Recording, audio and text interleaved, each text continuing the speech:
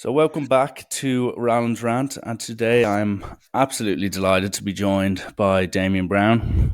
Damian is a former professional rugby union player who is now an extreme adventurer who's managed to do some truly insane or inspiring feats, depending on your perspective, over the last several years. But with all this said, Damian, firstly, thanks obviously for coming on the show, but how are you finding life away from the ocean right now?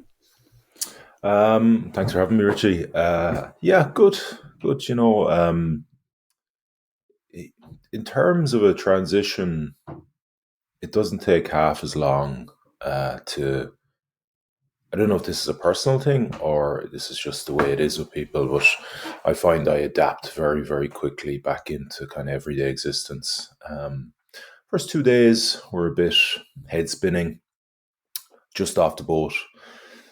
I was there, I was present, I was cordial and polite, when dealing with people, but I was missing something. Like there was just this lack of connection, I think, particularly like emotionally. But that passed after about 48 hours, and then it was very much just back into normal stuff, just normal existence, the way you'd be, the way you'd feel, the way you do, the way you act. So, and since then, okay, a lot of stuff has come off the back of the North Atlantic row. So, been just trying to, I suppose, kind of roll with that a little bit and make the most of the opportunity. So, life has been a little bit different, a little bit hectic. Lots immediately, the first kind of 10 days, lots of media stuff, and subsequently, so ocean rowing, like, and extreme adventures, generally nobody is going to pay you to do it. In fact, you have to go and try and bring in funding and make partnerships and all that sort of stuff. So this is my opportunity now to try and kind of monetize and make some money off the back of what I went through and what I achieved. So yeah, I've been just trying to maximize that, and I've been doing a lot of speaking and a few other things. Working on the documentary. We did a show, like a live production of the story of the expedition. So it's been exciting, and there's been loads of kind of new stuff happening, and that's always obviously very interesting. And yeah, so. So a long kind of answer to your question, but yeah, all good. Better to be too detailed than give too little. So I'm all Right. for it. Don't worry. But before I suppose we focus on what you alluded to there, the big row and the challenges you faced over the last few years, I always find it interesting. Like I see yourself now, you're, a man with a family who's achieved a lot, both whether it's in the profession of rugby or, as you said, on the adventurer side of life. But rewind back to when Damien was a teenager, a kid growing up. Like, what did that really look like for you? Was like, what was your family life like? What were you like as a kid? Were you driven? Were you like a bit like me, a complete messer that just didn't want to get near a book? Or like, how did that really look like for you? Kind of indifferent in school, not didn't rebel at any point against family environment or school environment, but like also didn't wasn't excelling, wasn't motivated particularly. There was a couple of subjects that I was interested in, but that was more because of the teachers, and their level of passion, I think, for what they did. So, very average student. My focus in school was rugby. I think this is, a lot of people who, I suppose, go into professional sport. That's often the way, right? Where your focus is, your energy goes. So, I would train basically. I was in a school called the Bish in Galway, so right in the city centre. And when all my friends would go uptown during lunchtime, to get something to eat or whatever, I'd go to the gym. And that was pretty, standard behavior for a couple of years for me. I was very driven within rugby and trying to be a better rugby player. It was kind of only till I was around, I was that passion, I suppose, that ignition of that interest came during the '95 World Cup and seeing the All Blacks and particularly Jonah Lomu just destroy Yeah. particularly every Northern Hemisphere rugby player there was, and just like been mesmerized by him and them. I could still name that team for you. So that's where that kind of started, and then through my own exploration of the sport, very kind of, not that I thought like this would be a career or anything, just loved the sport and what it gave me, and very much wanted to do my best within that sport. And at the time, my club was Galwegians, and Galwegians had some decent success. So there was players there like Eric Elwood who had played for Ireland. So like there was a team to strive to break into, and then there was players there from very, very similar backgrounds to me, like Eric, who had achieved really high things in the sport. So there was people there trying to emulate. So that was very much my focus. And then lucky enough then around the age of just out of school, 18, 19. So I was kind of fast tracked into the system. Now, it's not like it is now, right, where there's academies and they are like very, very difficult to get into. The player depth was very shallow because the game had only been pro 3 or 4 years at this point. So I was kind of fast tracked in. I hadn't even done my leaving cert, and I had done a couple of training sessions with the Connacht senior team because I was massive, just massive, like 6'6", basically. Can't have been far off 20 stone, like when I was 17. So they were like, gee, like we don't get these types of genetics, I suppose, or at least statures often in Ireland. So they were like, just throw him in and see how he gets on. So I signed my first contract when I was just turned 19. And and that was the start of that journey. Yeah. And you kind of alluded to it there that it's not as kind of pristine and roadmap for you as it is now in modern day technology, if you want to call it that, when it comes to the rugby academies and whatnot. But you obviously went on to have a very successful career, and that went on for several years. And one thing I want to focus on, because I have a lot of friends who currently play professional rugby, maybe a few of them who are approaching the end of their careers or are at that stage where maybe the next contract isn't as guaranteed as it was when they were 21, 22. Sure. And you've come out the other side of it. But if you can maybe take me back to those few weeks of post-retirement for you, like, did you struggle with that transition? We've had people on here before who said they did, they didn't. You've obviously now established yourself and you've got plenty of goals and plenty of very ambitious and tough things to deal with on your plate. So that keeps you busy, I'm sure. But at that time, did you feel a bit lost, or were you fully prepared to, go on this adventure that you are on now?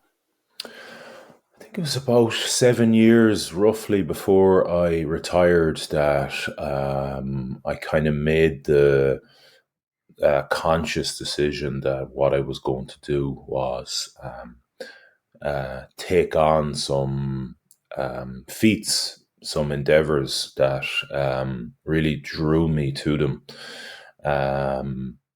And I started to kind of plan there and then. Now, that was all internal conversation. Like, I never aired that to anybody because I didn't see the point. All you're going to get when you start, if you're, whatever, 30 years old and you're coming to the end of your rugby career, at least as far as I was concerned, all I'm going to get is kind of resistance and questioning. And I'm not really too bothered like what anyone thinks about it. I knew that was the path for me. it was a path that was going to help me continue to explore myself physically and mentally, which gave me a lot of rich rewards internally, particularly in terms of learning and growth, fulfillment. So throughout my rugby career, I'd always taken great responsibility for my strength and conditioning training and my preparation and performance. I didn't need to be pushed at all. In fact, I probably had to be held back a lot because I just wanted to work and do and train and get better. So throughout that with that mindset, I suppose, I'd go and I'd research what other people are doing in different fields, and as kind of broad on the spectrum as ultra running and what those guys are doing mentally to kind of endure, and bodybuilding and what those guys are doing to put on as much, lean muscle mass as possible.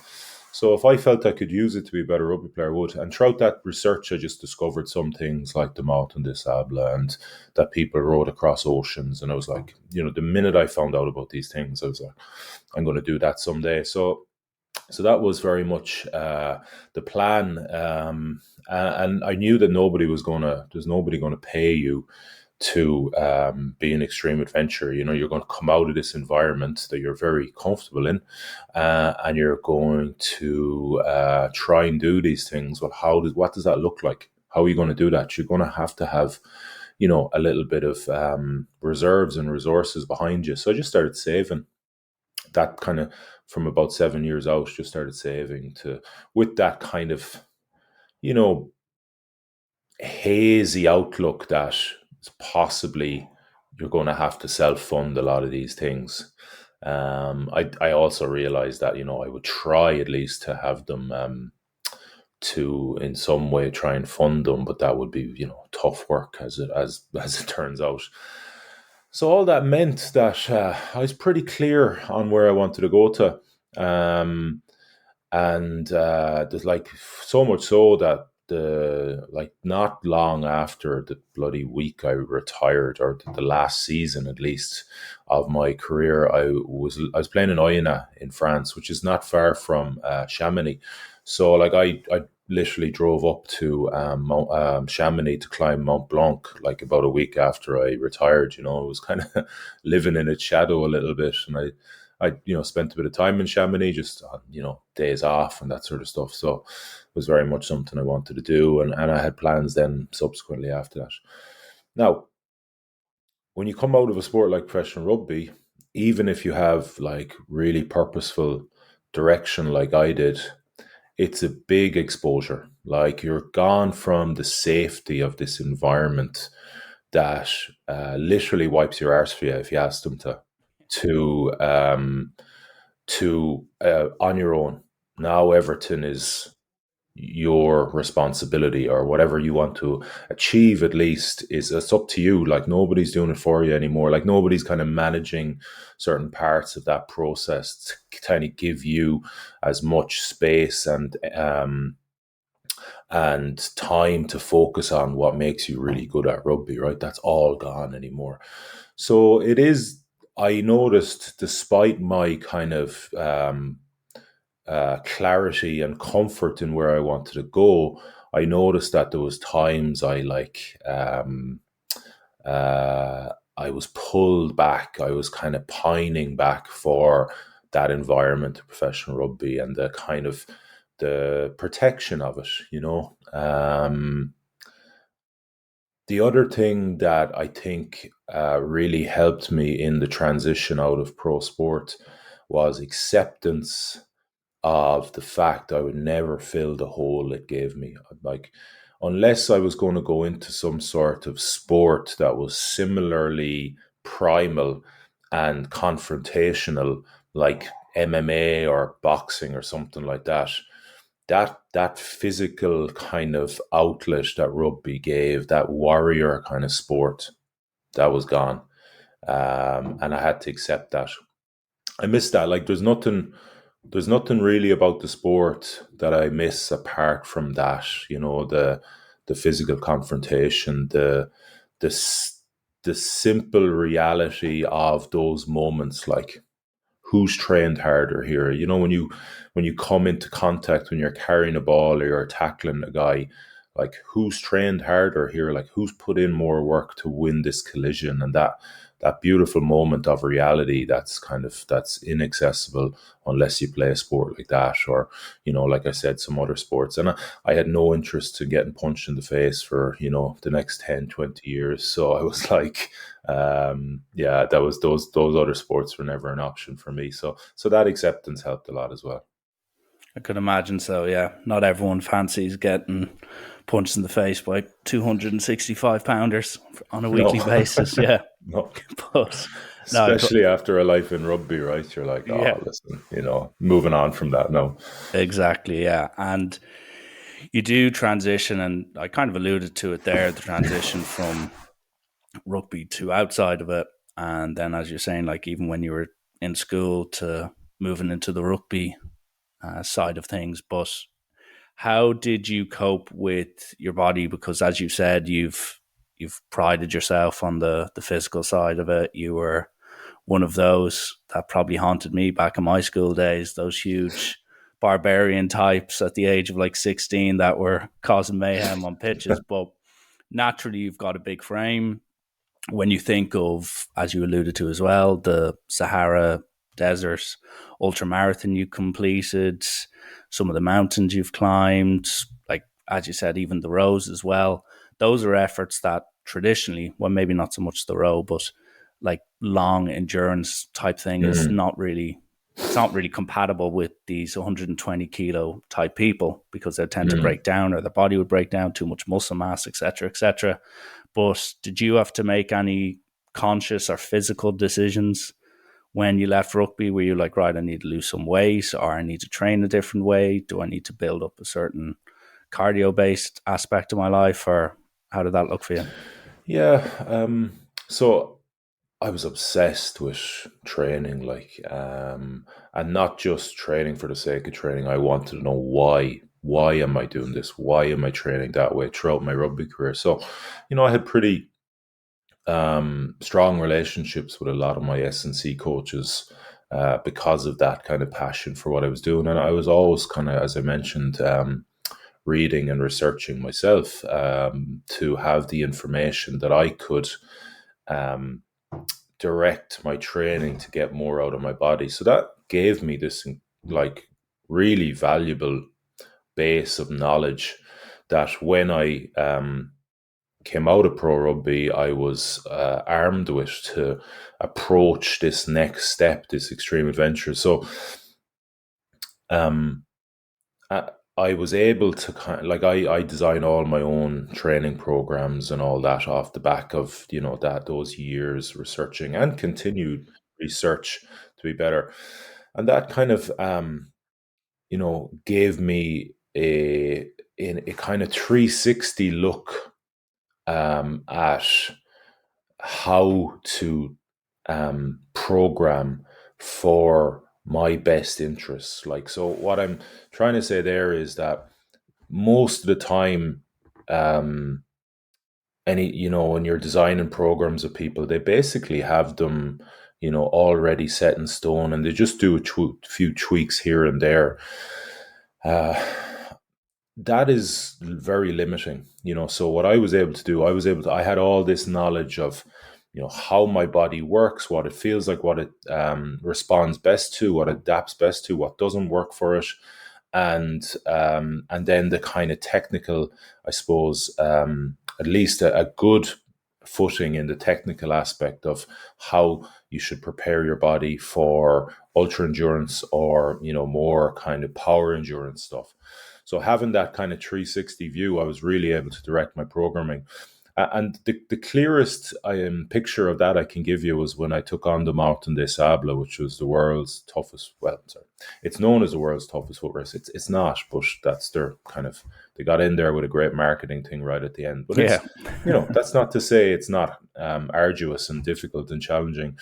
It's still 257 kilometers across the Sahara Desert, self-supported over 6 days. So, you know, and I was as you said, I was coming out of rugby, roughly weighing, well, when I finished rugby, it was probably 125, 126 kilos, but I took 6 months off to travel. And when I came back from that, I'd lost quite a lot of weight because I was in like places like Central Asia where like protein is an absolute premium, like, so Yeah.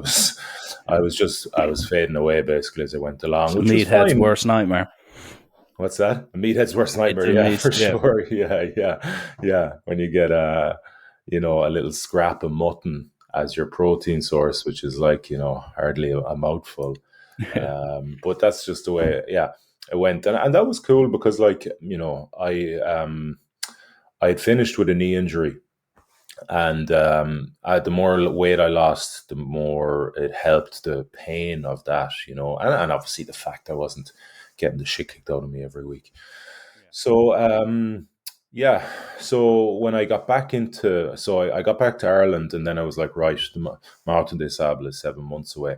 Now I haven't run in nearly 16 months at this stage through my last rugby season, and then that 6 months I took to travel. Um, so the first training session I did for a 257 kilometer ultramarathon in the Sahara Desert was little 25-meter jogs between up on a GA pitch here in Renmore and Galway. And I built up from there, because I was testing my knee. And then when I got to a point where I felt, geez, do you know what? It's actually not too bad. I can up the kind of workload, volume, intensity of training. But by the end of that 6 months, the training session that held the longest run, if you want, longest interval. So my peak training session before I was to fly to Morocco and the Sahara, and the longest I ran in that was 2 kilometers without stopping. And that's because the,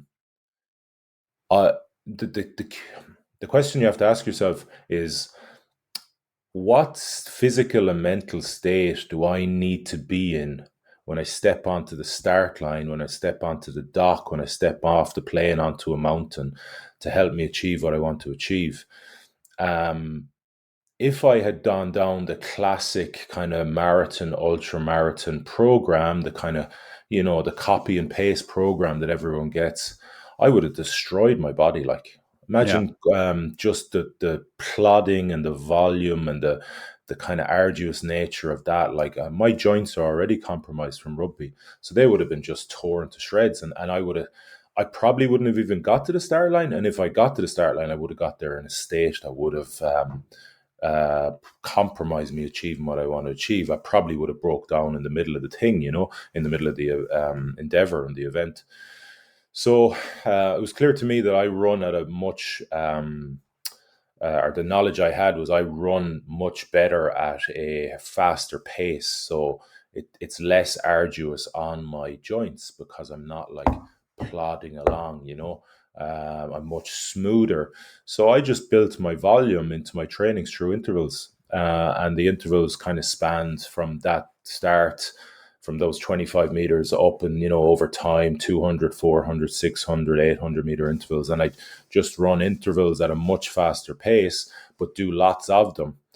So I build my volume that way, and the longest I ran in any of those intervals was a 2K without stopping. So you just have to be really smart in how you approach these things, and the more knowledge obviously you have of how to train for certain things, and then the knowledge you have about how you react and adapt to certain training stimuli, and you kind of try and mesh things together and program them forward. Interesting. Yeah, I was kind of expecting the usual marathon prep out of you, but the fact that it was only 2K is, I actually understand the logic coming from you. Yeah, I And only the actually, and I only, sorry, but I only ran once every 9 days, and I did a lot of off-feed conditioning as well, and always the key to any physical endeavor is strength. So a lot of strength training, a lot of resistance training, even for mountains, same thing. When I'm actually trying to lose as much mass as I can, because the more mass I have, the more oxygen I need, and the higher I go, the less there is. So it's not conducive, right? So I need as little mass as possible. So even though that's my outlook, that's my goal, I'm still doing strength training. I'm just where the real piece of that puzzle comes in is in diet. So I might be doing strength training and sending that stimuli and actually getting stronger, but I'm dropping mass because I'm eating so little calories. Okay. The classic summer cut, in other words, what we used to call it. Probably not as detailed, but the principle remains the same. Exactly. And with the kind of Sahara adventure, I had actually Ryan Sanders on several years ago. He's another ultramarathon runner who had competed in that, and then some other jungle runs. It's truly mental when you really hear about some of the self-sustainable issues you can run into on races like that. But moving towards the other adventures or challenges, I'd like to call them, when it comes to like the 5,000-kilometer row across the Atlantic, or your most recent one going from New York to Galway. When did the whole, okay, let's start rowing, come into the conversation? Like, was it something that you kind of thought of, this actually suits me? The taller you are, the more better you are at rowing. I'm only about 5'9", so me on the rowing machine, it's not great. Looks like a weird T-Rex trying to do stuff when my 6'4" friends do it in twice as quick a time. But how did you, or why did you kind of transfer your efforts over towards an ocean row? We used to do a lot of off-feet conditioning in, particularly in Northampton and Leinster, on the ergometer, the indoor rowing machine. And there was a guy in Northampton who'd done a bit of rowing, and we used to be on those machines a lot. And he was saying, "Geez, your numbers are really good. Like, you should be probably rowing, not playing rugby." And stuck with me.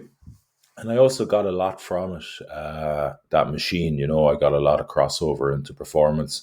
Like, got a lot of crossover into learning to control my mind, because it's an incredibly efficient and proficient machine at testing you mentally as well as physically. Because, and the reason for that is because while your body does fatigue, it never fatigues to a level where you can't go any further, because there's so many levers involved in the rowing action. So despite the levels of physical fatigue that come, and the lactic acid that can build up, you can still perform and still output, you can still produce output. So that means you just have to control your mind in those spaces, like to kind of stop the effects of that physical fatigue and duress on your mind. So it's unbelievable at that. So I used to get a lot from it, in terms of the crossover into my rugby performance. So one of the kind of goals I gave myself after rugby was to compete on that machine in like indoor championships and that. So that's kind of where the, I suppose, introduction and love for rowing and indoor rowing came. And then back to the whole piece about researching what people were doing. I read a book called The Crossing by James Cracknell, who's a British Olympian, and Ben Fogle, who is a British kind of TV presenter / adventurer, when they rowed the Atlantic in 2006. And it was very much a case of, this is something I really want to do at some point in my life. So once I had the Mountain des Sables boxed off, and I had a little bit of time to kind of let that whole thing sink in and process and convalesce a little bit, I committed to the rowing solo across the Atlantic from the Canary Islands to Antigua. There's an annual race that happens called the Talisker Whisky Atlantic Challenge on that same route. So it's kind of a really, really good entry level into ocean rowing, because you have a bit of a support structure around you within the race. It's been going now for a number of years, so it's a good, it is a strong support structure, and they have good resources, not just around, all the shit you have to learn, which is, significant, I had no maritime experience. I've obviously had really no rowing experience apart from the indoor stuff, and so there's a hell of a mountain of information that you got to take in and try and assimilate. Like there's a whole new language around ocean rowing, or sorry, a whole new kind of maritime language stuff you have to try and figure out and decipher as well. So they help a lot with that. Um, yeah, so then that's where it kind of came from, that goal, I suppose, to take that on. Okay, I love how you mentioned it's a entry level way of getting into ocean rowing, because I just kind of think of the word entry level as something you'd be worried about after you're leaving cert, as opposed to going thousands of miles across an Atlantic Ocean or whatnot. But going forward into these challenges, you've obviously had to develop, as you said, a pretty positive or pretty trusting relationship with your mind. And I look at whether it's the marathon you were doing in the Sahara, or whether it's some of these, like, as you said, you attempted to climb Mount Everest as well. And then, like, with these impressive rows as well. And I know maybe for the most recent one, it wasn't by design, but you find yourself on your own for a very long period. And a lot of people now in modern day society, or whether it's even scientifically backed, I've read one or two books on it as well, being on your own is something that a lot of people can struggle with. That's why, social media, the internet, gaming, etc., is a very influential part of most young people's lives these days. But you seem, as you said, like you've got family at home, you've got friends, you've come from a team based profession, but you spend huge amounts of time on your own. And how do you find that, or do you even have any kind of advice or tips that has allowed you to be somewhat, I'm not trying to say proficient, but like you're comfortable being in your own skin, but more importantly, you're comfortable being on your own for very long periods, just having your thoughts, just having your Mm. reflection and whatever you can find it on? How have you developed that, and what's your relationship with that like? Exposure, exposure to exposure alongside an understanding that it's a very, very healthy relationship to have. In fact, I mean, I'll kind of say I feel it's the most important relationship you have, the one with yourself, and everything else benefits from that. So, um, my how I kind of got to that place is a the building the connection with my body through my mind. So the mind and the body are linked, like interlinked through the nervous system. They are one and the same thing, right? Of course, we separate the common messaging around them is that they are separate entities, but they're really not. They're linked through they're the same thing, the nervous system, basically.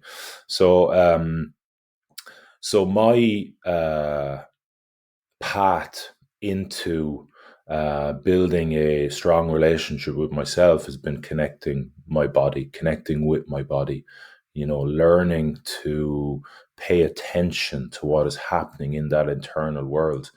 Now, I had a purposeful, and I've always had purposeful endeavors or purposeful and meaningful things within my life to help drive that those actions, right? To connect my with my body and what it does. Because firstly, I had rugby, so I was training for that all the time, and now I have extreme adventures. So it's most people are absolutely disconnected from their body, or at least from the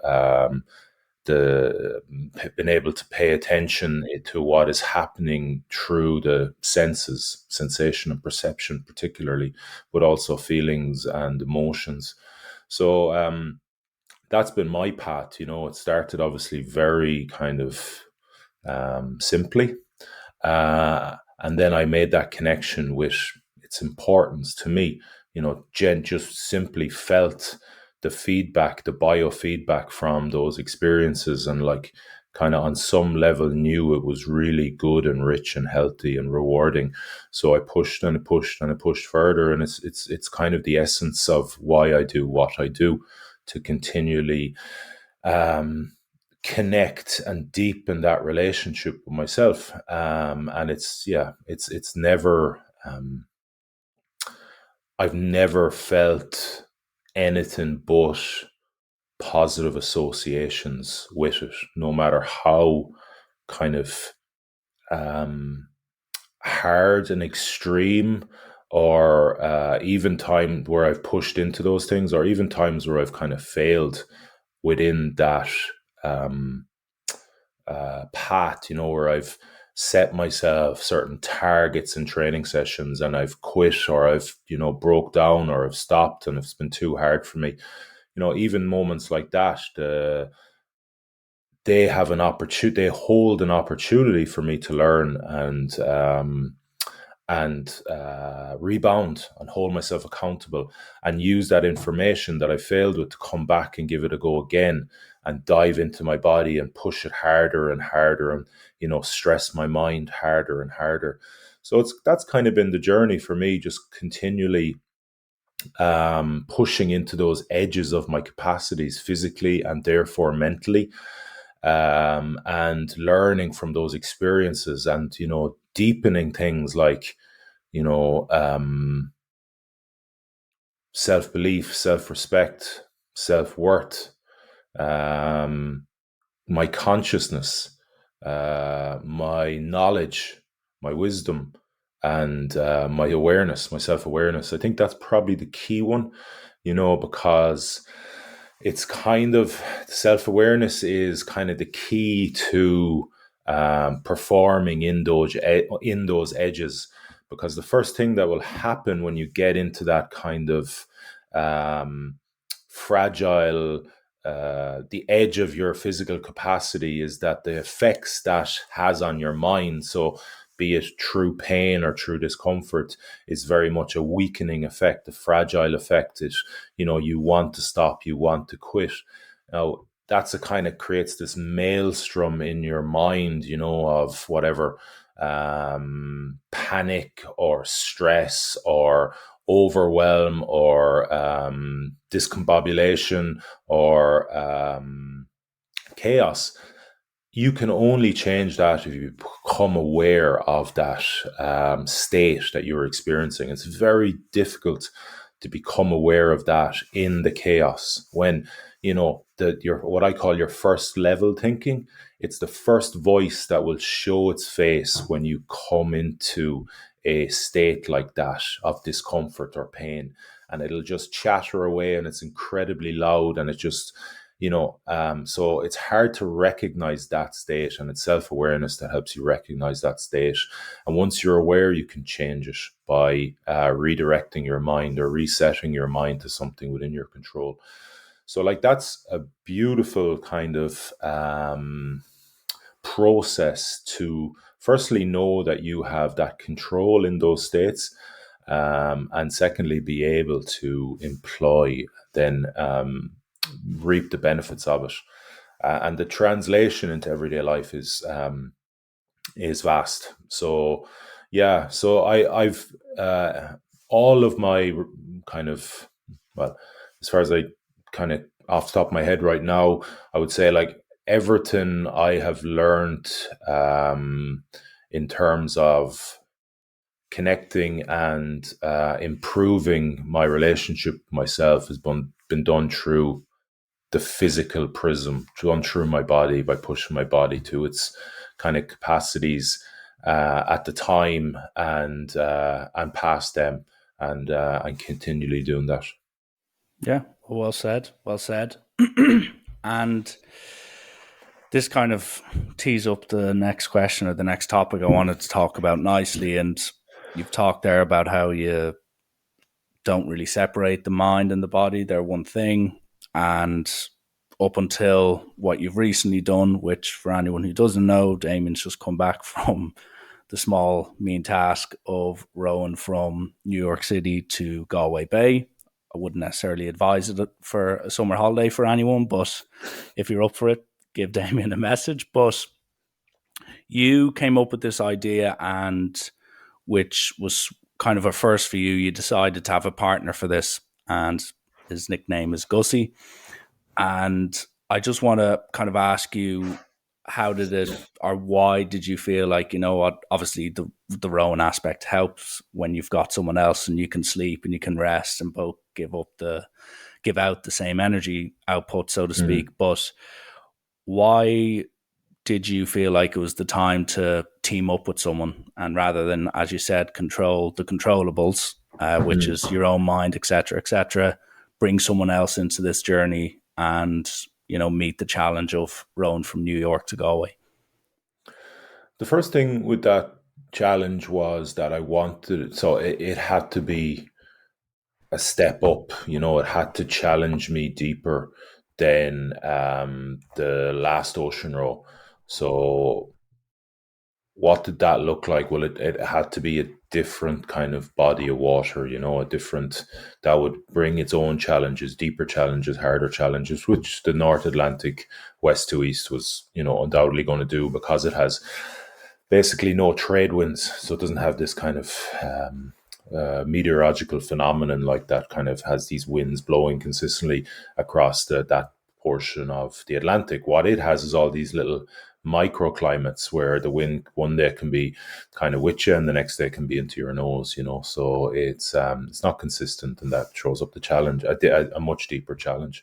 The second thing, so Everton, and there's a reason I want that to be harder, right? Because it's there that I'm going to have to kind of reach deep inside myself and find the wherewithal, find the energy, find the effort to overcome challenge. Like, so what is challenge? Like, it's when you find yourself, genuine challenge is when you find yourself in those moments of doubt, moments of fragility, moments of vulnerability, moments of insecurity. And then you got to have, well, what I'm aiming to have at least is the self-reliance to be able to fucking reach inside myself, grab myself by the fucking chest and pull myself up, you know, and out of that. So that it has to have that, and it would have that. The second thing, and that's obviously learning and growth when you do that. And then the second thing I saw was that I wanted to put myself in a position of not just leading myself, but leading somebody else, leading a team, and learn through that, you know, learn and grow through that responsibility and that position. So originally I thought it would be my brother. I asked my brother, I really thought it, like, again, you're thinking of things that are meaningful. And my brother was a professional rugby player as well, but there's kind of 7 years between us. So we never actually played with each other, which is a bit of a regret of mine. Or we never even played against each other, which I think is a regret of his. So I just thought it'd be an amazing thing to do, talk about like life experiences and to do that together. And I knew obviously that he would be somebody who I could rely on in that situation and would put in the necessary work to achieve what we want to achieve. But he ended up pulling out because his just his personal circumstances, new baby on the way, all that sort of stuff, you know. So so that was kind of the kind of package, if you want, in terms of the reason behind choosing to not do it solo. Yeah, I really wanted that leadership position. Obviously, I wanted the harder challenge of the North Atlantic, and originally I just thought it'd be a really amazing thing to do with my brother. But then when he pulled out, then there was a little bit of time before, you know, I made the decision to ask Gussie if he would like to join me, a good friend of mine, and his story in itself was a big part of that, where, you know, he had a workplace accident and he was paralyzed, given 5% chance to ever regain any sensation below his waist, you know. So he went through a period of about 6 weeks where, you know, he thought he'd never walk again. He was, you know, he was getting aid to shit and piss, like, you know. And then he went obviously through this amazing kind of, he defied all the prognoses and went on this amazing journey to regather and regain his mobility, sensation and mobility. So I played it. I mean, I was kind of a spectator of that and pretty close spectator at times. So, again, I see, during that, I saw somebody with the kind of character and values that I felt I could rely on the ocean. That's why I asked him. Yeah, it'd be, of all the boxes to tick, Gussie sounded like a pretty A1 candidate. No disrespect to your brother, obviously, but No, no, of in course. terms of second choices, you're in good health there. And obviously, you've talked a bit about kind of how you prepped for the training in the past, or the challenge in the past. And one thing I'm sure that you didn't really prep for was, I think it was day 13 where Gussie had to be evacuated, and that obviously changes the complexion of everything, I can imagine. And that's all I can do is imagine here, but that's why I'm going to ask the following question. But you talk about being in control, being able to, prepare your mind for certain situations. When this presents itself to you, where 50% of the workload, 50% of the conversation, 50% of X and Y is being taken off the boat, and like I only realized that in like maritime law, the nearest boat needs to come and basically save you. That shows nearly how primal / dangerous it can be. But when Gussie's taken away, you obviously had ambitions, you had goals, and you've also said you're a very visual person. So I'm sure you were thinking, me and Gussie rowing into Galway, piss and rain, it's going to be brilliant, can't wait. Mm. And all of that is just stripped away. So in those few minutes, few hours, whatever it could have been, did you completely have to recalibrate, reset your whole mental approach to the challenge, or how did that process kind of evolve? So there's a few stages to it. A bit like a nearly grieving process. So the initial stage was, well, at least it was, I can't say disbelief, but he had been really struggling, So I never thought, of course, that he, was going to get to a point where it got to where he was going to have to be evacuated and like in a state of such exhaustion that he couldn't go on. But it's not, there was kind of inklings that like, geez, this guy's under a lot of stress and it doesn't seem to be going away. So it wasn't exactly a surprise. Then there was great heartache, like kind of what you touched on there around, we put kind of 2.5 years into this together. We'd worked really hard to make it happen. We trained hard together. And now, all that imagery that was a big driver for us that we had actually discussed openly around, what it would look like and what it would feel like rowing into Galway and the kind of impact that could possibly have on anyone watching, that was all gone. And I had never, when you talk of in terms of like visualization, and be that natural, just whatever pictures comes up for you in your mind, or, deliberately concentrated and focused on, I had never ever once seen this as a kind of solo solitary endeavor. It was always the two of us in those pictures. So I was really sad, to know that wasn't going to happen, and that wasn't going to happen for him. It was heartbreaking because he had put it meant so much to him, and then I became quite cold. Well, once that, like, over the course of a number of hours, and the decision was made to evacuate him, and we were kind of waiting on what that process might look like. Originally, they were talking about a helicopter, and then they diverted, the US Coast Guard ended up diverting a tanker that was on its way to New York to come by. So over the course of that, then I had time, like, to kind of, I suppose, contemplate what was ahead for me, and that was very daunting. The thought of having, we only rode 500 miles at this point. It had been it had been hard work, to say the least. And now I had another 2,500 ahead. And as you said, the boat was now only going to go possibly, in the region of 10, 11, 12, 13 hours a day forward. And the other time it was just going to be at the mercy of the elements. So knowing what the North Atlantic does in terms of weather, that was extremely daunting. So my my kind of coldness came in terms of, I need to get this guy off the boat. He needs to go now because I need to.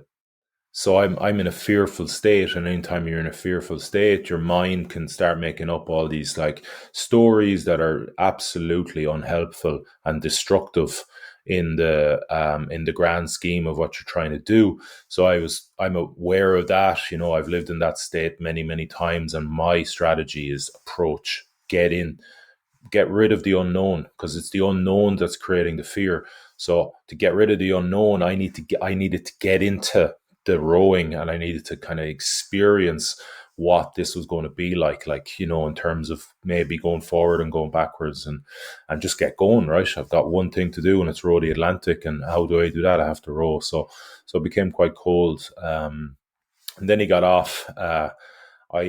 First day I was grand, like first 24 hours. I rode and rode, and I just put the head down. We had very, very good conditions, so that helped a lot.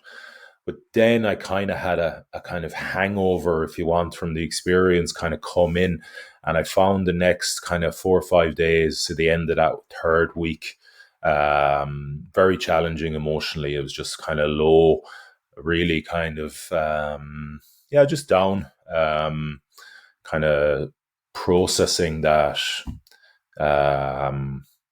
he was gone. And and I kind of eventually came out the other side of that at the end of week 3, so day 19 and 20. It didn't help that the end of that week, the conditions were really, really challenging. Like they call it a kind of mixed sea. So you have wind from one direction, waves from a different direction.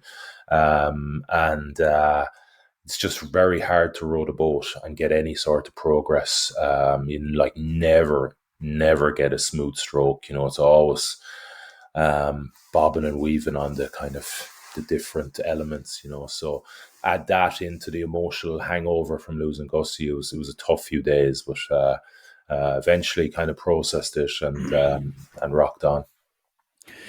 Yeah, I can only kind of anticipate how tough that would have been, and as you described there, the emotional roller coaster one goes through when their partner in crime has to be taken off, obviously for health reasons. But then, as you said, like this has just kind of been the warm up at this stage, and you still had a huge challenge in front of you. And like for people as well who are not aware, like you can't swim, for instance, which I find it's absolutely bizarre, but I suppose face your fears, etc., etc.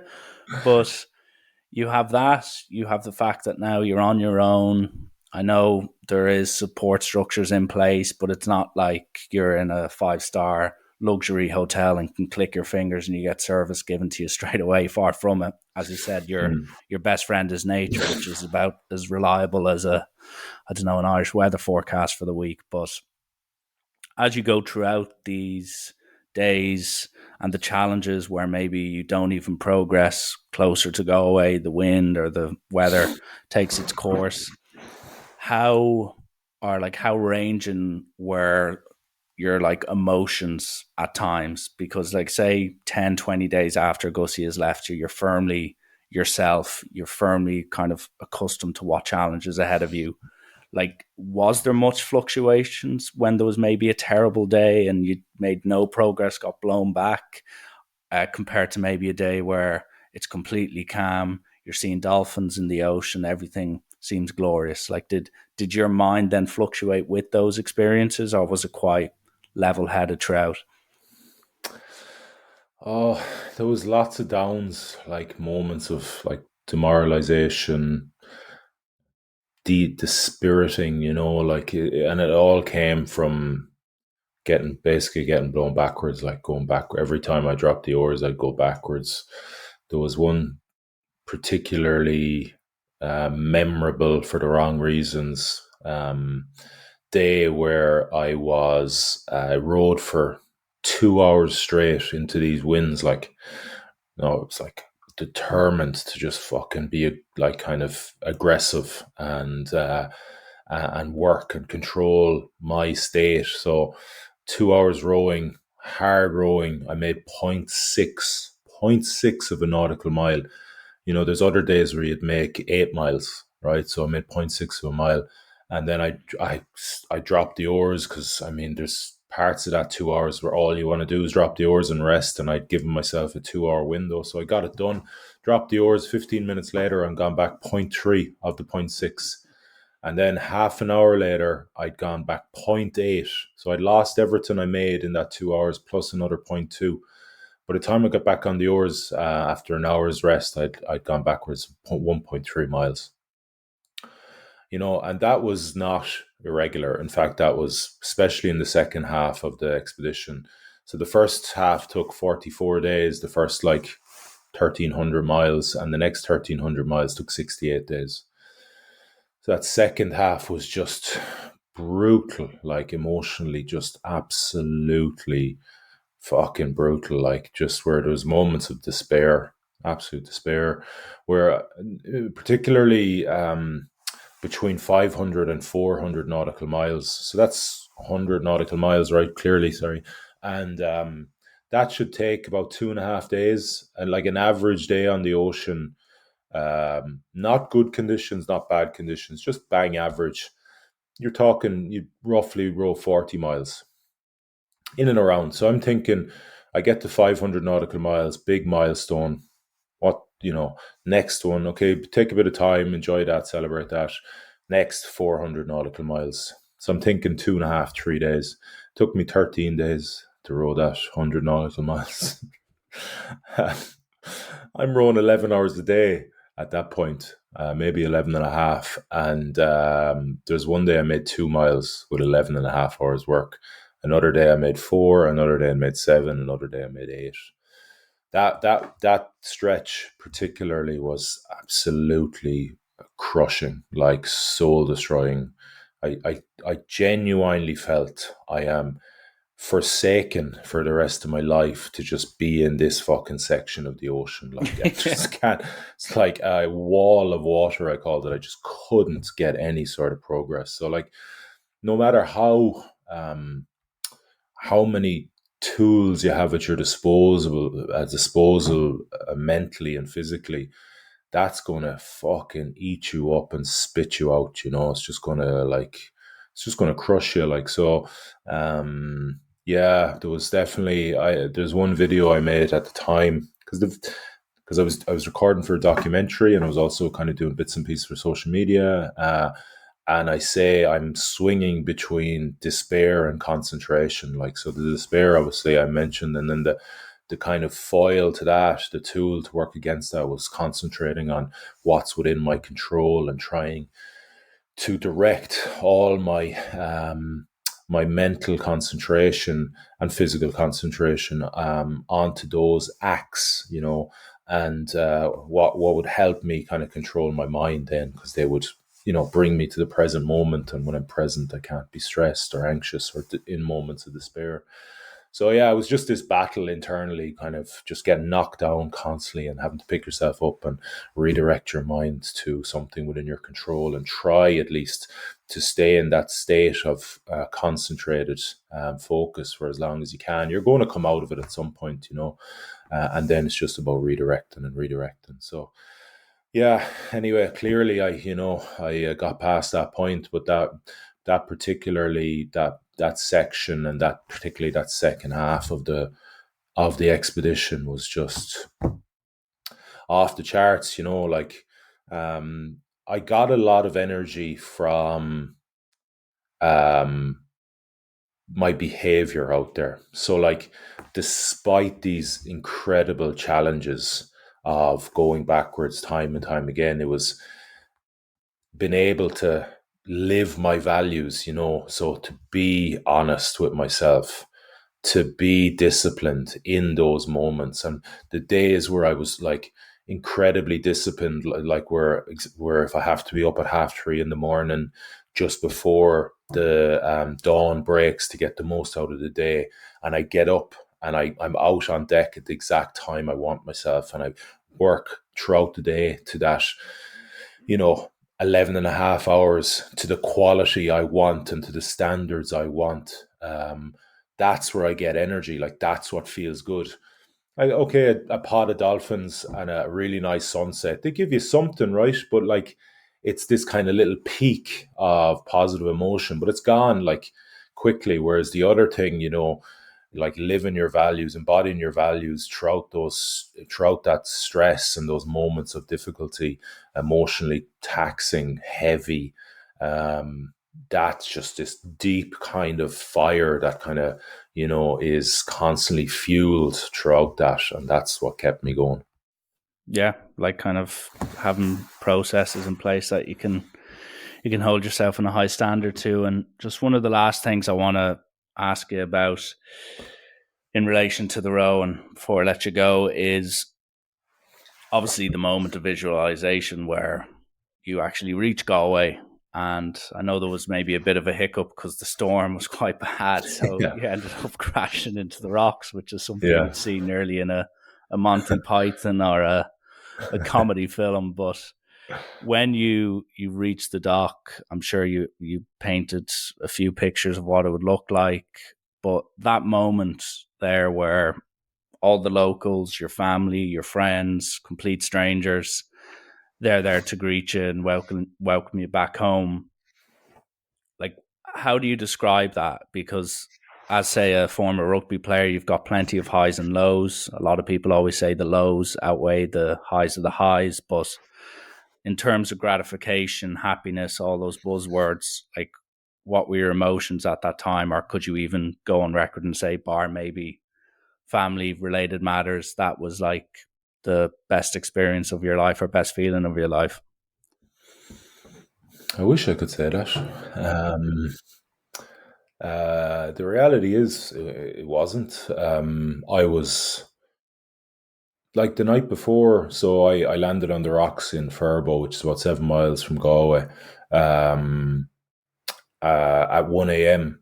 And then I got into the docks at 11 a.m. that morning, right? So there's a bit of a story between that, but at 1 a.m., as far as I was concerned, I failed. At that time when I hit the rocks, I just fucking couldn't believe I'd come so far, and this is the way it had ended. I was fucking gutted. I was gutted for a few different reasons. Obviously, that's not how I wanted to finish, and secondly, my like Cushla McCree, my boat was getting the shit kicked out of her, like literally. As I didn't know at the time, but I assumed that was her end. Like, she was going to be there all night. Tide was coming in, and it was she was just going to get battered and destroyed. And and that's the way it ended for her. And there was quite an emotional attachment, so that was sad. Um, and then the next day, so I went home, and I got home eventually to my parents' house, and my partner Roselle was here, and our little one, so they'd just flown in from Australia. So, that they were the people I wanted to see more than anyone. And so that was beautiful that we got to spend like 2.5 hours together that night. And then I crashed around 5 a.m. And then it was up the next morning, and that was the first my parents knew of it, that I was in the house. Like, when I came downstairs, they're like, "What the fuck?" Typical, yeah. Yeah. And then it was kind of like, what do we do? So there was this big thing planned for the docks at 11 a.m. when I should have been rowing in. And I was like, I didn't really know what to do, because I was still like, okay, I'm still disappointed with the way it finished. But there had been nice moments between that, and every now everyone was around, and everyone was saying, and the thing here was, I wasn't really seeing straight because of how emotionally attached I was, obviously, to the outcome of rowing into Galway on Cushla after that kind of battle, and how that vision and imagery had fed me so long and got me through such, hard times. And so I had conversations with a few people, particularly Macdara Hosty, who was kind of the co-manager of the project, if you want, with myself. And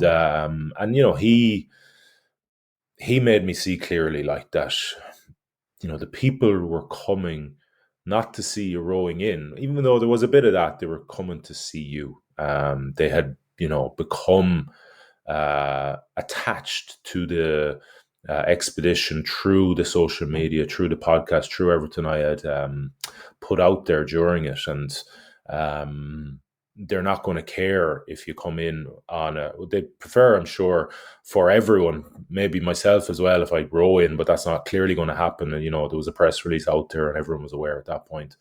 So, he just couldn't, he gave me a few different options. And the one I felt was the kind of I was most comfortable with, even though I wasn't very comfortable, was just to come in on a rib, go out maybe like a couple of 100 meters, and then come in on the back of a rib. So, that was, what was that? I mean, it was a bit, I would have preferred to row it in, clearly. It was nice. Like, it was, so I'm very glad I did that. Came in on the rib, because, that picture, what I saw and those people, like, that's a life experience I'm very glad I had. And the images of that, the videos of that, when I see them now, like, they nearly kind of grow more, they have more impact now than they did back then, if you get me. Because, I mean, I was in a kind of it was quite a churning kind of all sorts of emotions inside me, and I wasn't particularly connected. So, I was just kind of there and kind of getting through it and trying to be, friendly and trying to be polite. I'm still underneath that all massively regretting what had happened, how it had finished. So, but now, I see clear, like, I can see those images. I see the people's faces and how much it meant to them, and the kids. And like, I didn't see it that day, and now I can. And every time I see it, it hits me. I'm like, Jesus, you made a big impact on people. Like, people came to Galway. They didn't bring their kids to school. They drove from all sorts of corners of the country. They didn't go to work on a Tuesday morning in October to come welcome you in, And so I see it now much more positively. And I'm so glad I did it. And those images, I think, are only going to mean more and more to me as the years pass. Yeah. And as time ticks on. And just the last question I want to ask you now, Damian, before just a few quick fire questions, and I can let you enjoy the rest of your Sunday afternoon. No worries. Is, you even mentioned it there, as time goes on, you look back at all these moments and, have different kind of responses to pictures and experiences. But you strike me as the type of guy that would rather have more time than, say, more money. You'd rather, be able to do more things rather than just be given a wad of cash and go, name your adventure. You can do it right here, right now. But a lot of the things you do, whether it's the Sahara or these roads, I know there's safety mechanisms in place, or even your climb of Everest that was thwarted due to COVID. A lot of these things you are somewhat, or in some people's eyes, are based even on the facts. You were flirting with, harm, with death, potential death. And I've spoken to a few people and heard a few people who would do these tough things that would really push the body, deal with nature where it's completely out of your hands, as you alluded to at certain stages there. Do you, as a adventurer, do you need to develop respect for death? Are you comfortable with the idea behind it, or are you very much a person that goes, that's not even entering the conversation, I'm just focusing on whatever the challenges is ahead? As an adventurer, not really. My whole outlook would be risk assessment and risk management. So, like, I know to people, oh, he's run across the North Atlantic, he can't swim, and he's on his own. I mean, for that, to most people, that's 10 out of 10 risk. For me, it's not. It's, I would say, 2.5, 3 out of 10. Because I know, like, all the scenarios, as far as I'm concerned, I have kind of ran through and down to the finest detail put in place processes for whatever scenario can come up. Or, I have processes in place that never kind of get me to a point where a certain scenario will come in. And I'm highly trained to deal with all these things physically and mentally. So the risk isn't that much on the Atlantic. Actually, of everything I've done, the risk, the one I found most kind of disconcerting in the amount of risk is mountaineering. Because mountaineering, there's an element of luck or unlucky if you're in the wrong place at the wrong time. Like, avalanches can happen at any time. Now, there is very skilled people who can, survey these risks and make really good decisions around it. So it's very important that you surround yourself with them. But at the same time, you're going through the Khumbu Icefall on Everest, and every year something happens in there, and it happens to some of the best Sherpa in the world sometimes.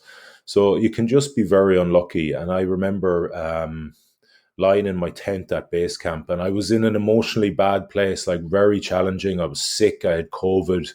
I had left a 5-day-old baby at home to kind of come and do this. So I was rocked emotionally. And I remember listening to the avalanches, just going, fuck me, Pink, that you could be in the wrong place at the wrong time. It wasn't helping the challenge I was going through. Yeah. So, yeah, so mountaineering is definitely one where, there is a unknown risk, and that is not something I'm particularly comfortable with.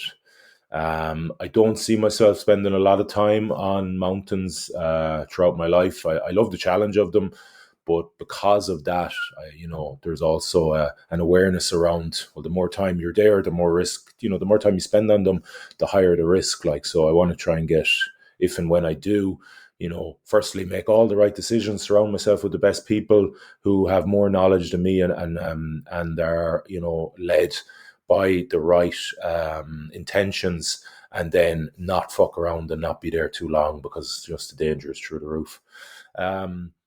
But as a person, that's the adventure side. But as a person, I do contemplate death, because I feel there's great energy that can be gained by contemplating that clearly negative experience. But it's coming for us all, right? Yeah, So absolutely. we've got this short window of time before it comes, and we got to try and make the most of it. We got to try and do what's important to us, what's meaningful to us, what's authentic to us.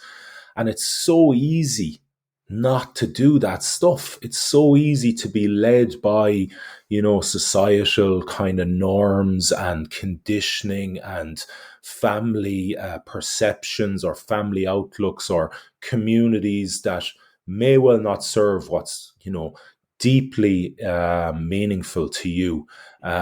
So why, I think it's a good thing to think about death whenever, it doesn't have to be regularly. Of course, some people have practices around that, but I think it's a good thing to have a very healthy kind of awareness around that it's coming, and it may well be quicker than you think.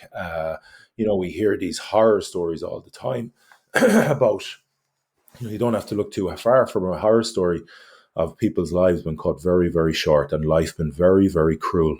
So you just never know. That could be you. And the day it comes, you want to fucking be in a place where you go, do you know what?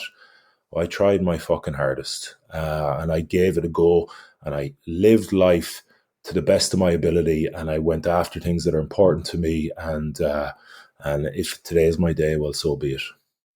Yeah. well said. Well, hopefully that day is way further down the line than we hope. But as you said, you never, Yes. never know.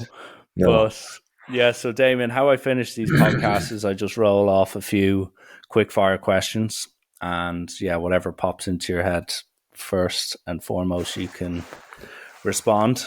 And some of them are obviously themed towards your row and stuff. A few of my followers wanted to ask a few questions, but they're mostly quick fire. Cool. And yeah, then I can let you go. So No I worries. will get cracking. So on the road, the latest road, did you keep a personal diary or journal? No, I just did a kind of podcast and little visual video clips as well. So it was at that at itself was enough. It was Yeah, hard. It was hard even to do that. imagine. Yeah, as a podcaster, I know the trials and tribulations of having the energy to do it every day. Right. But what is your favorite film of all time? Forrest Gump.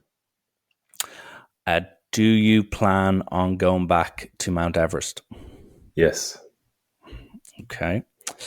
And what phobias do you have? Like an example, I've two. I hate flying and hate spiders. So Rats. Oh, Jesus. I often thought about like doing one of those jungle marathons, and then I was like, geez, they have rats the size of fucking cats in those places. So I don't know. yeah, Damian Browne quits marathon after encountering Yeah, a cheetah-sized rat. exactly. What is worse, hoovering the house, changing your bed sheets, or emptying the dishwasher? Oh, the bed sheets, pain in the arse. Everyone seems to say that, and I completely agree. I just think it's mostly men that it's just Yeah. like it's just some sort of hexagon paradox that we just cannot do them. While Oh every Lord. female I've ever met can do it in about 1.8 seconds. Yes. And just lastly from me, if so, you've obviously heard what I've got to say, but if you could ask yourself one question today that I haven't, what would you ask yourself? Could even be a personal one. It doesn't have to necessarily be from my perspective. Yeah. Well, the first thing I'll say is great questions. I think I don't know. So lots of people um, invite me onto podcasts, and often it's the same questions, which is fine. I mean, think there's good interest in them and themselves, but I feel that you put um, a lot of time into considering those questions, and obviously kind of went a step or two or three deeper in some places, which I appreciate because um, I think that's where the essence of these things really lies, trying to get into those kind of details. In terms of what you didn't ask, I don't know. Don't know. I'm not somebody like who, when I do like talk, sometimes they're fireside chats, and they always want to send me the questions, and I'm like, I don't want to see the questions. Yeah, I just want to be present and try and have I try and be in a state of mind where I am like centered and authentic and coming from the heart with my answers. And anytime I read a question before that, I'm like, it kind of nearly puts me off being in that state, which I feel is a kind of takes away from the conversation and the people listening to it. So I prefer not to know. So why I'm saying that is, that means I don't actually go around thinking, geez, I wish they'd asked me that. yeah. I don't have questions in my mind. So I don't have an answer for you. There's nothing popping up. I'm gone a bit blank, I'm afraid. That's fair. That's fair. Well, Damien, that wraps it up. I will leave a link to your website and your Instagram page if anyone is intrigued to see what comes next. But if there's anything you want to say, whether it's about your short term future or anything for people to keep an eye on, the floor is Uh, yours. yeah, so this year has I've come off the back of two big, well, really three big kind of preparation periods because Everest twice. First one was curtailed by COVID in 2020 and then 2021. And now the North Atlantic Row. So I don't have any big adventures planned this year. So my big challenge this year is to write a book.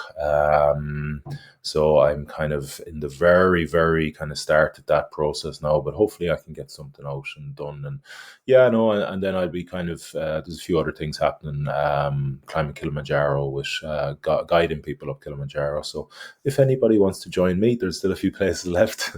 But that's kind of it. And yeah, as you said, best places social media to kind of keep in touch and all that sort of stuff.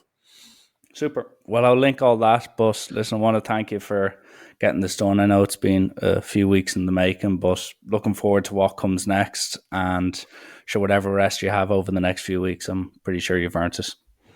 Thanks a lot. Thanks for having me. Great conversation. No worries, Damon. Take care.